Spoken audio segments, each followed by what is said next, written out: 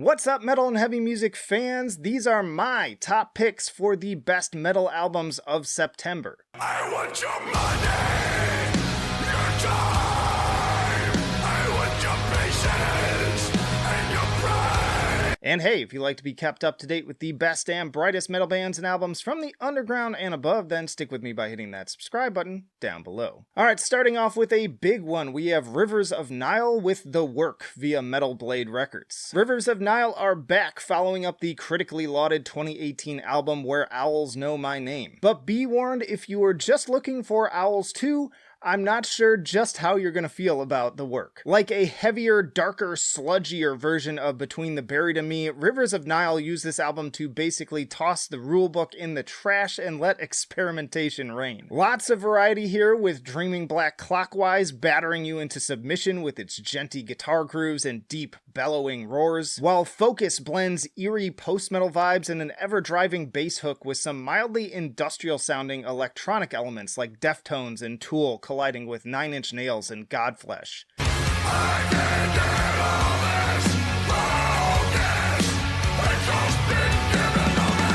Then of course there's the lead single Clean, which has an opening vocal line that is the big scream-along crowd pleaser that some bands spend decades trying to write. And closing track Terrestria 4, Work, is 11.5 minutes of spiraling madness led by more chaotic and at times almost mathcore chugging guitars broken up by bouts of highly organic freeform sounding drum fills. The Work is an album that will definitely divide the fan base, but I respect a band that is willing to shake things up when they could have easily just stuck to the status quo. On the more underground side, we have Sermon of Flames with I Have Seen the Light and It Was Repulsive.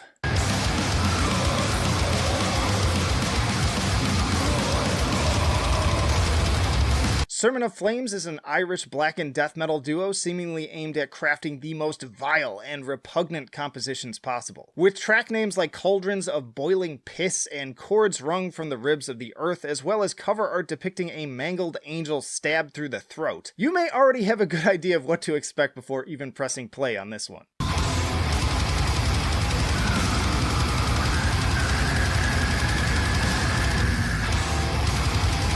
Over its 38-minute runtime, I Have Seen the Light takes you on a sickening journey through demented, jangly, blackened tremolos, seething blast beats, and eerie ambience. Inhuman snarls echo from the depths as the instrumentals scorch like hellfire. I've listened to a lot of death metal in a similar vein, from Portal to Alterage and Malthusian, but have never heard it harnessed with such genuine and primal vitriol. This music doesn't feel like it was written and performed. It was simply spawned from pure hatred. Next up is Aborted with ManiaCult via Century Media Records.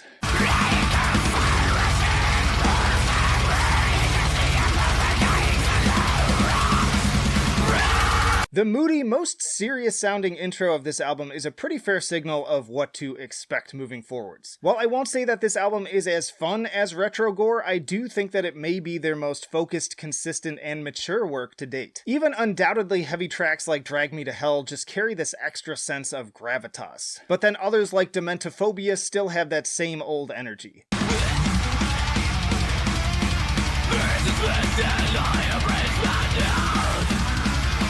Musically, this album is definitely among their strongest. Songs are largely short, to the point, and often left me wanting more. The longest tracks are still only around 5 minutes, and they manage to pack a ton of incredible atmosphere and plenty of change-up to keep things interesting. Great performances, awesome atmosphere, and tight songwriting make this another solid addition to Aborted's discography. Be sure to check out the tier list for even more thoughts. Then, of course, we need to follow that up with Inferi and Vile Genesis via the Artisan era.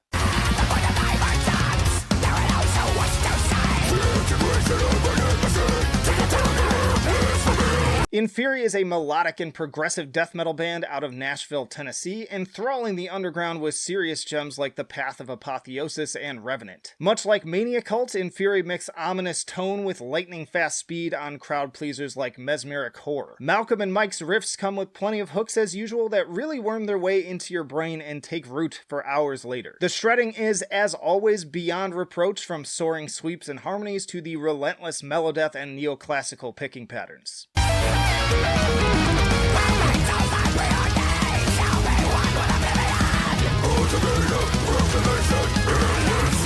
The band also incorporates bombastic symphonic flourishes in the likes of Carving Thine Kingdom and epic opener No Gods But Our Flesh, which are easily among the band's most massive sounding tracks to date. I'll be honest in saying that on my first listen I was not 100% sold, but ultimately I could not stop coming back and it only got better and better with each listen. On a somewhat similar note, there's also Existentia with Calculating Failure.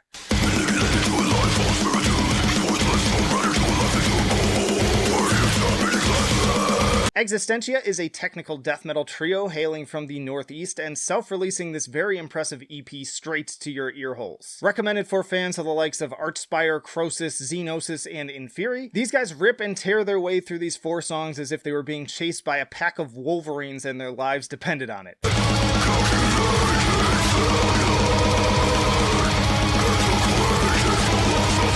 And despite their clear focus on proving their mettle with these bone-splintering performances, it's never at the sacrifice of earworm melodicism on par with bands like the Black Dahlia Murder. As such, songs are as catchy as they are mind-melting. Planned Obsolescence and the title track in particular really got my motor running, but really this whole affair is pretty much flawless, and I'm certainly intrigued to hear more in the future. The Artisan era, you'd better sign these guys before they get snatched up elsewhere. Time for another big one with Finnish melodeath band Insomnium and their new EP Argent via Century Media Records.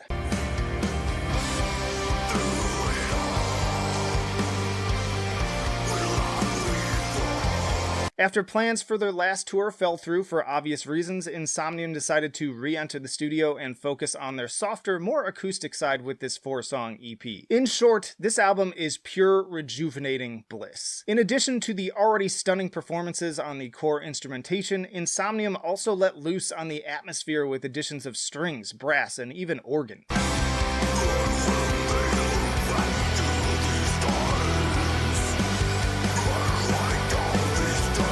It's truly restorative music that comes perhaps just when we need it the most. When so many other bands are choosing to simply reflect the anger and misery of current times, Insomnium are crafting stunning escapist atmospheres perfect for watching the sunset over the horizon or under twinkling twilight stars. But now let's get a little darker again with Lvcifyre and The Broken Seal via Dark Descent and Norma Evangelium Diaboli.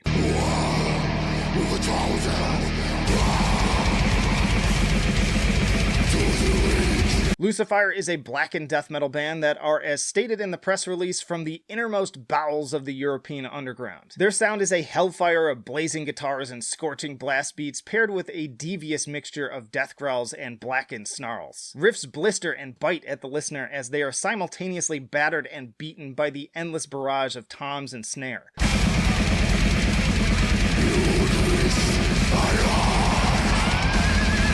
It's a chasm of boiling viscera, a furnace of tortured souls akin to the likes of Adversarial. From opening track Gods Await Us to the final unsettling moments of Black Mass, you will learn to love the pain that this album inflicts. Flipping the script once more, we have Employed to Serve with Conquering via Spinefarm Records. I'll take it for what it is.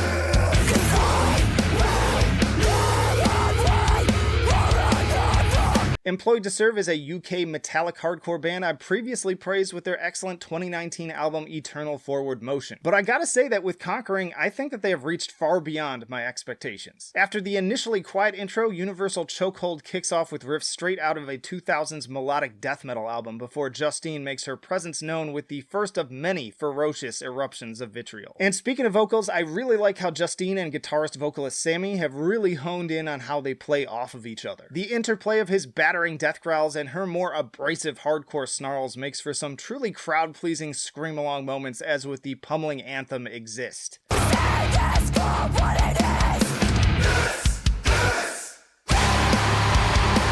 But not to be outdone, the other 3 players in this band absolutely rip and tear it up with highly infectious grooves and killer solos. There are even some mathier rhythms to find on tracks like Twist the Blade, and keep your ears open for some really organic sounding fills. I also appreciate how much these songs deviate from one another stylistically without losing sight of their core sound. Expect to hear elements of hardcore, metalcore, alternative, thrash, groove, and really everything in between. If you ask me, this is a far superior pick to Spiritbox and easily one of the best metalcore albums of the year so far. But how about some black metal in Teitan with Vakuum via Void Wanderer, Onism Productions, and Zwaergevegt.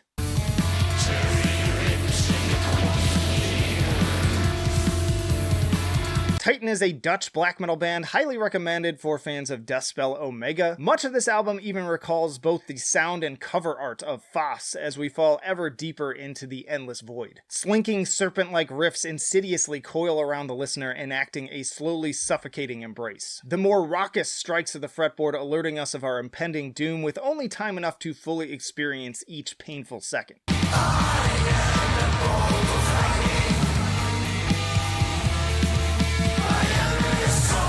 Imposing snarls call to us from the abyss, contorting into harmonized hellish pseudo-sermons. And later these more overt signals of horror give way to the arguably even more harrowing ambience of the quiet unknown. 5 tracks, roughly 22 minutes, what have you got to lose but your mortal soul? Then the return of LLNN with Unmaker via Pelagic Records.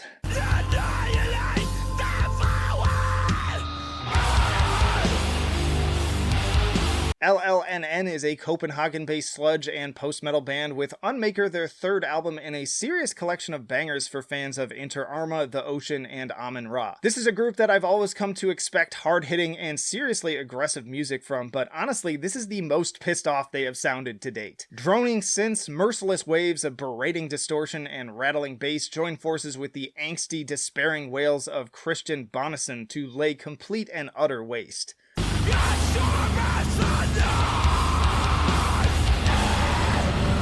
Then you have songs like Scion ramping up the atmosphere with soaring melancholic strings, or Interloper taking a sudden detour from its already industrialized rhythms into full-on Godflesh territory. This album is punishing in every sense of the word. I know I probably overused that word, but start to finish this is a true work of primal searing rage. This is music not for the listener, but rather done to the listener. Next there's Veilburner with Lurkers in the Capsule of Skull via Transcending Obscurity Records.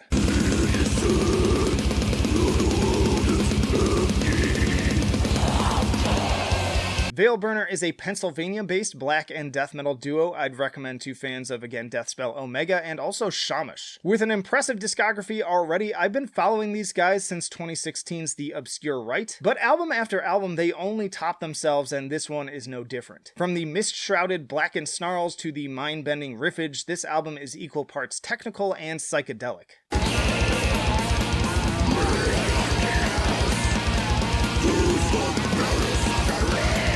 Stylistically, Veilburner incorporate everything from rock solos to warbling, effects-driven passages of spiraling madness that are honestly difficult to describe with words. As such, even with compositions regularly breaching the 7-minute mark, there's always some new twisted surprise lurking just around the next corner. Furthermore, tracks like Cursed, Disfigured, Amen broaden out into some seriously chilling atmosphere. Easily one of my favorite Blackened releases of 2021. Then we have to, of course, include Carcass with Torn Arteries via Nuclear Blast Records.